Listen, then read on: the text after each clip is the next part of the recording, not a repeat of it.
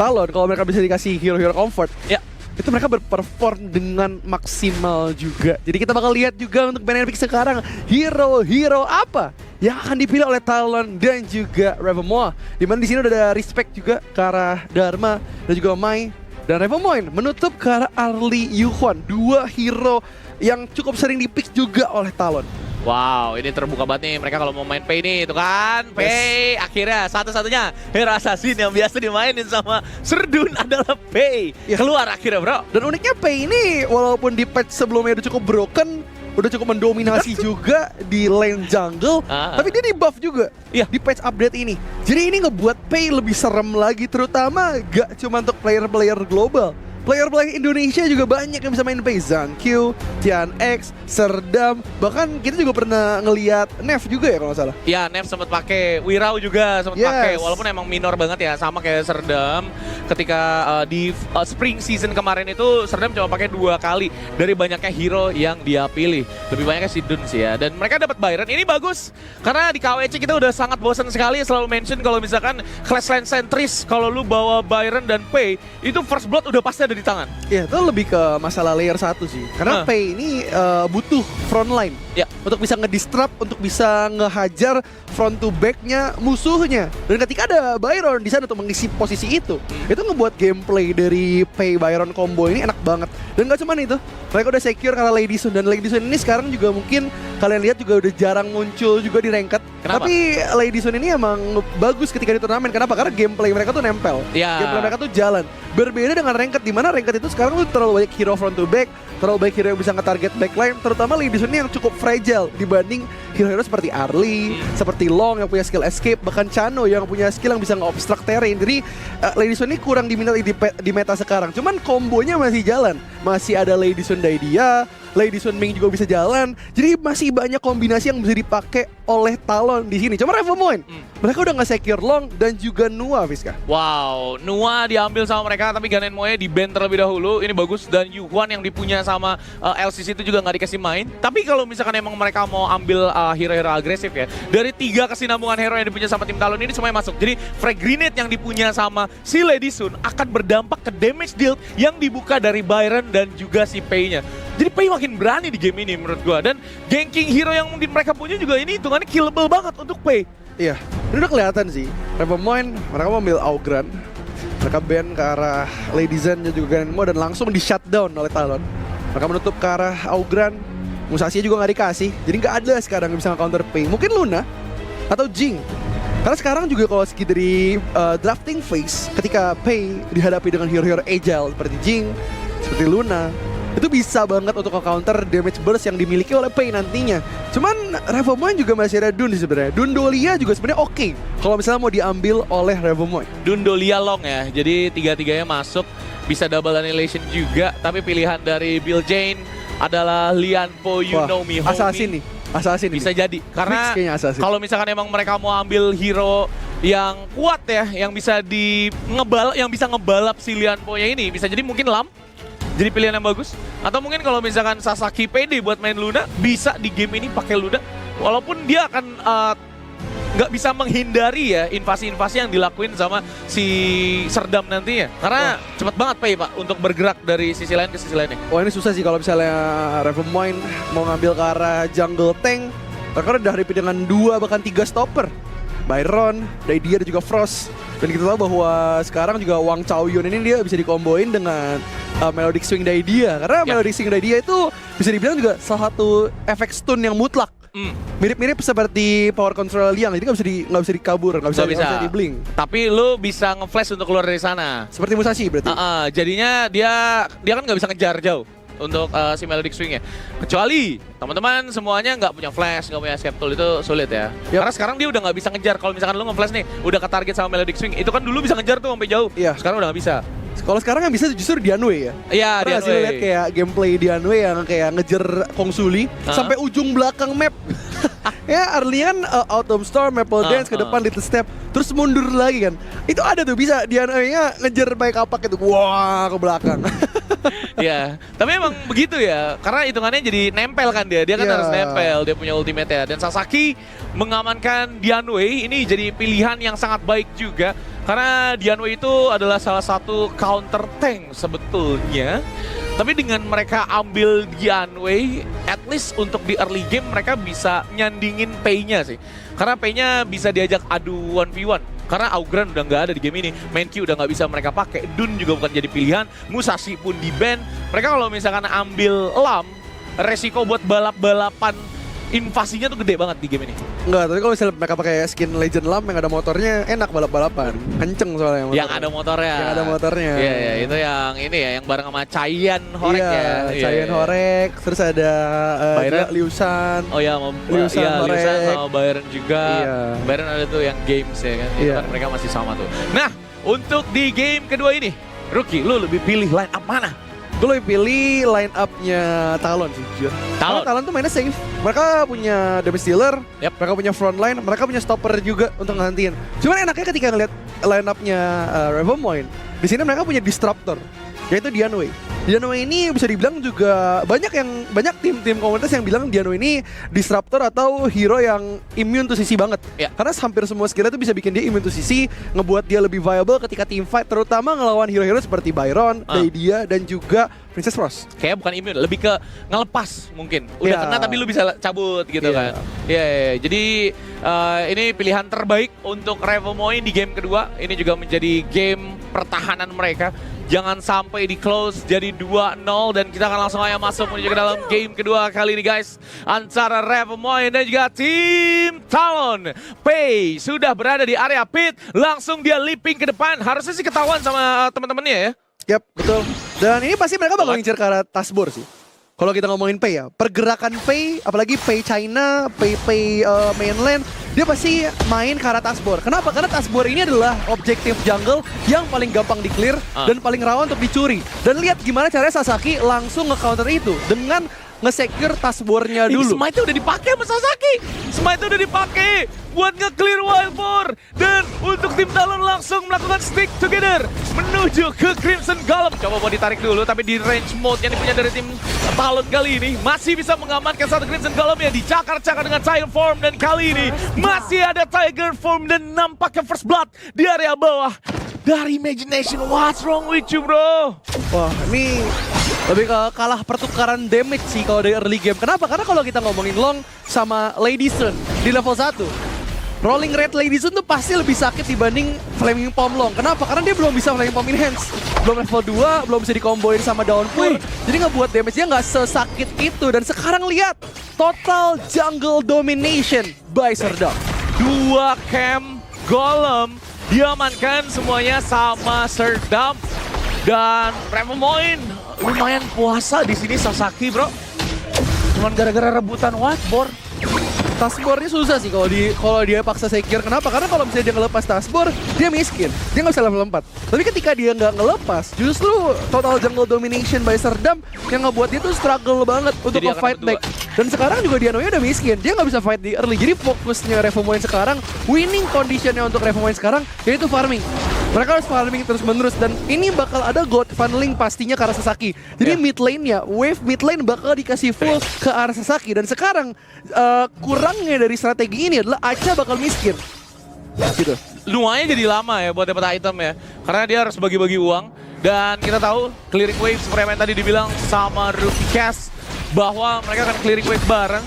Detikan Crimson Golem juga masih tetap dipegang oleh tim Talon. Tim Talon udah tahu kalau misalnya Crimson Golemnya udah mulai spawning, ditarik menuju ke bagian sebelah atas, masuk ke area Bash. Sasaki nggak bisa ngintip sedikit pun. Imagination datang jalan kaki dari bawah. Sempat di emergence juga di sana yang akan langsung dicoba di pop up. Namun Lian Paul, you know me homie, menahan 2 player sekaligus dari area yang berbeda dan akhirnya mereka masih mendapatkan satu Crimson Golem ya. Wah, engagement yang bagus banget dari teman-teman Revomoin. Mereka bisa meng-counter team fight dengan baik. Cuman sekarang Serdam belum ingin usai.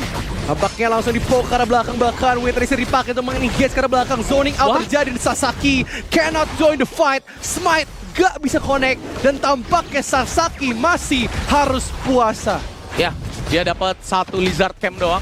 Dan habis itu Tringgilingnya diamanin lagi sama tim Talon. Ini gila kalau dihitung-hitung ya. Tasbor Camp milik mereka. Terus juga satu Crimson Golem milik mereka pula. Dan dilihat dari segi itemisasi juga. Dan network gold yang dipunya antar junglernya ini sangat berbeda sekali teman-teman. Sampai harus bikin tranquility boots dari seorang Sasaki saking struggle-nya dia. Karena memang ya ultimate atau bahkan skill-skill lain yang dipunya sama Sasaki ini lumayan panjang cooldown. Ada 1v1 situation dari sana Jokes dan juga L terjadi. L masih punya HP sekitar setengah dan dia mungkin akan gunain slack of pasifnya untuk bertahan di dalam tower terlebih dahulu. Yap, betul. Ini sekarang masih ada permainan mental Cywar juga dari kedua tim. Revomoin, mereka harus defense terus-menerus di early game. 3000 gold cap bukanlah hal yang baik untuk mereka. Dan sekarang Siren menjadi incaran untuk mereka. Udah ada War Cry juga disuruh untuk maju sekarang Sasaki. Akan mendapatkan perfect Tyrant, no contest dari Talon. Dan Talon gak mengincar itu. Dia mengincar neutral objektif dari Revomoin, Crimson Golem dan juga Azure Golem bisa. Dilepas ini tower outernya dilepas sih guys. Tower outernya dilepas dan ini masih ada sekitar 10 detik lagi. Kemungkinan besar Byron-nya ya kalau misal dia nggak dapat satu outer tower atau bagian farmland towernya ini bakal dikontes sama tim Revomoin, dia akan langsung coba buat teleport. Nah, ketika Bilgin udah show up di sana, teleport sempat digunakan juga. Udah 15 detik dari teleportnya dan dia akan langsung menggunakan Tremor Smash untuk keluar dari cengkraman tim Talon dan masih bisa selamat walaupun dengan HP yang setipis itu, Rookie. Yap, mereka masih bisa survive. Bilgin terlalu bonyok di early game. Dan Talon mereka udah punya lead yang kuat banget. Bahkan kita ngelihat Serdam 3.600 net worth dipegang oleh dirinya sendiri.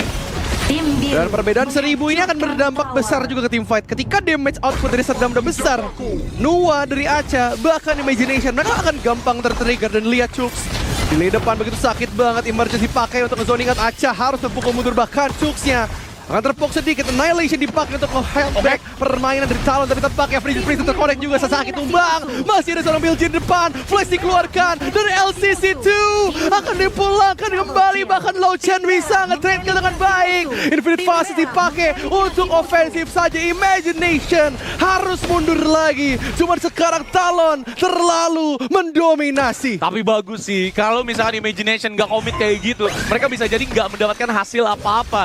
Dari seorang Sasaki memang harus diikhlaskan, tapi bagusnya Imagination masih bisa pulang dengan memiliki satu Infinite Fastness. Dan dilihat dari satu Chokes yang masih hidup, berarti kan ada beberapa distraksi yang udah mulai berpindah menuju ke teammates-nya yang lain. Akhirnya LCC2 dan juga Serdam tidak bisa diselamatkan. Dan Revomoin kemungkinan besar mereka harus mendapatkan banyak hal lagi yang lain. Mereka sekarang lagi ada di dalam reset section lah ibaratnya. Karena mereka harus bisa dapetin detikan dari Crimson Golemnya lagi, dari Azure Golemnya lagi. Dan itu lumayan PR lagi buat seorang Sasaki. Sasaki, Leap of Fury-nya masih coba ditahan. Tembakan dari Annihilation juga tidak begitu banyak membantu. Ada satu di sini dengan counter sama sayangnya Sasaki. Harus hilang untuk yang ketiga kalinya. Wah, ini udah sulit sih. Revomoin udah terpotong kepalanya berkali-kali. Sasaki tumbang terus. Dan kita udah mention di awal ya, Revomoin ini perlu bermain bareng Sasaki. Ketika Sasaki dimiskinkan, ketika Sasaki di held back, pergerakan dari Revomoin gak bisa jalan semaksimal ketika Sasaki bisa ngedominate. Dan terlihat sekarang, gameplay Revomoin, gameplannya pun bingung. Dan tampaknya mereka juga belum ada pergerakan selanjutnya. Sedangkan kita ngeliat Talon, mereka udah pede banget. Pergerakan dari Talon udah sakit banget. Semua damage output yang diberikan bisa ngepoke ke arah Bilgin. Dan ini krusial kenapa? Ketika Bilgin-nya udah bonyok gratis, ketika Bilgin-nya udah dihajar habis-habisan, udah nggak ada frontline untuk Revomoin. Dan team fight dari Revomoin nggak bisa jalan. Gila, sulit banget sih dia buat open team fight-nya sulit. Dan bakalan ada Living of Beauty. Dan akhirnya Serdam berhasil ditumbangkan dengan Annihilation dari seorang Acha di sana. Revomoin bangkit sedikit demi sedikit, namun sayangnya ada Sena yang bisa mendapatkan Sasaki di balik itu. Tapi kita harus melakukan pausing terlebih dahulu. Itu udah mulai bangkit bro. Sasaki dan kawan-kawan yang lain udah mulai boleh bangkit. Dan Revomoin di sini bisa ngebalap lah atau bahkan menyamaratakan networknya dulu lah. Yap. Ini bagus sih, pergerakan dari Revomoin juga surprisingly bagus. Ya. Cara dengan nanggepin bahwa Pei itu adalah hero Glass Cannon dan itu gampang banget di take down oleh Nua yang udah fat. Ya. Dan ketika tadi kita lihat bahwa semua resource skill dari Longnya, Nuanya, bahkan Sasakinya juga, dia nge-output resource semua ke arah Serdam. Cuman sayangnya ketika mereka udah berhasil nge-take down Serdam, Sasakinya tumbang juga. Iya, tapi mau sampai kapan dia ngelakuin konsep trading kayak gitu ya? Karena itu menurut gua trading yang kurang begitu menguntungkan juga untuk mereka sih. Walaupun memang total gold yang dipunya. Kalau misal si Serdamnya itu dalam keadaan dominate atau lagi kill streak ya, itu akan lebih banyak masuk ke tim Revomoin. Tapi mau sampai kapan mereka seperti itu? Jadi makanya butuh case atau plan kedua, ketiga, keempat, kelima agar tim Revomoin ini masih bisa menjalankan game secara mulus, bro. Iya, betul sih. Karena kalau misalnya kita ngomongin gameplay mulus juga, sebenarnya gameplaynya Revomoin dan juga Talon juga udah bagus. Cuman menurut gua Revomoin mereka perlu game plan sih. Karena mereka nggak cuman butuh winning game plan. Mereka butuh game plan ketika mereka losing condition, mereka harus ngapain. Dan menurut gue juga tadi kita lihat bahwa Revomoin tuh belum punya hal tersebut. Mereka masih bingung, pergerakannya masih ragu. Dan ketika selesai kegiatan pick off terus menerus, objektifnya nggak jalan, resource diambil semua, nggak ada countermeasure untuk hal tersebut. Seperti split push atau counter invade resource. Jadi sangat disayangkan banget di Revomoin, mereka belum bisa memberikan fight back. Cuman ada miracle moment tadi di akhir, di mana Revomoin ternyata masih bisa memberikan fighting spiritnya, Fiska. Wow, fighting spirit. Dan ya memang ya kita melihat sebenarnya keberanian yang dipunya sama Sasaki tadi untuk mempertahankan wildboard camp yang dia punya itu bagus. Taskboardnya memang mereka dapatkan.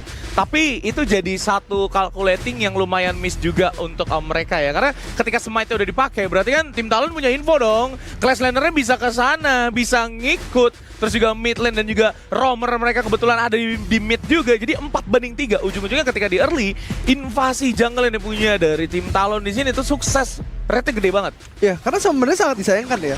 Early game ini sekarang masih dipegang banget oleh Pei sih. Mau dia ngelawan jungle tank, mau dia ngelawan jungle assassin, Pei ini terlalu kuat di early game ya. Karena power spike itu early, mid to late game. Dan menurut aku juga satu-satunya cara untuk nge-counter Pei yang udah snowball adalah bawa ke late game. Dimana Pei itu menjadi glass cannon. Gak boleh dikasih kaya, gak boleh dikasih snowball.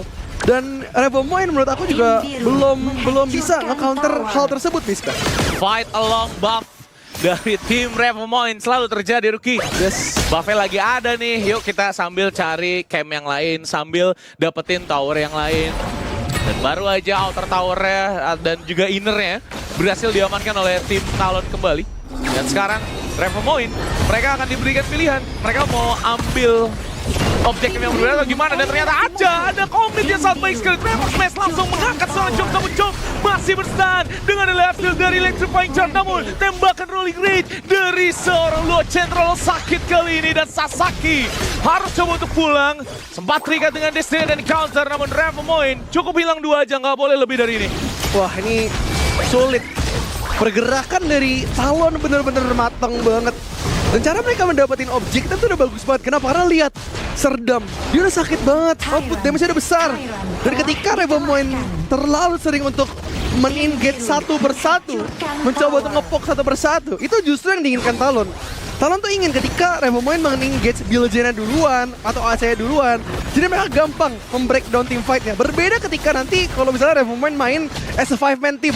Kalau mereka main as a 5-man, mereka bisa nge-fight deck, mereka bisa ngincar Lochen-nya, mereka bisa ngincar SRD-nya. Jadi masih ada satu hero at least yang bisa di-takedown oleh mereka. Aduh, SRD kelihatan banget ya mau coba buat bareng lagi sama teman-temannya setelah ngelakuin clearing camp dari jungle satu persatu.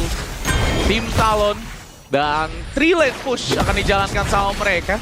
Chokes sudah bersiap-siap juga, udah ada force field suppression yang akan langsung di-pop up beserta dengan ada satu ultimate dari seorang Wang Zhaojun. Namun sayangnya Tremor Smash tersebut hanya untuk melawan clearing wave aja, dan Revomoin akan buying time lagi sampai ultimate Bilgena ada lagi di next team fight. Yap, dan kali ini double neutral objektif sudah keluar. Ini bakal jadi target utama dari Talon sekarang, bahkan terteling terjadi. One last push ke arah high ground. High ground pun tumbang kali ini. Incaran kedua, mid lane high ground. Akan menjadi sebuah pertanyaan, apakah Revomoin akan mendefense? Winter Racer dipakai untuk mempushback seorang Bilgena, tapi tampaknya Acha terlalu jauh mainnya. Leaping Tiger Form dari seorang SRD terlalu sakit. Pasti dipakai untuk defensif, bahkan menjadi Bilgena yang menjaga lini depan sendiri. Sekarang juga Revomoin butuh sebuah keajaiban. Rapi banget itu ngambil agronya. Rapi banget guys, jadi nggak ada yang tumbang ya dari player Talon. Dan saat ini mereka mendapatkan high ground tower yang kedua, dan bahkan ada super minion di satu wave bagian Clash Lane, dan bahkan ada satu ultimate dari seorang LCC2 dan sayang sekali nampaknya pertahanan yang dipunya oleh seorang L tidak bisa maksimal dan Crystal Expose 2-0 untuk tim Talon. Yes, 2-0 untuk Talon. Dan ini menjadi pembuktian juga bahwa Talon masih sangatlah layak untuk menjadi kontender playoff IKL Fall 2025.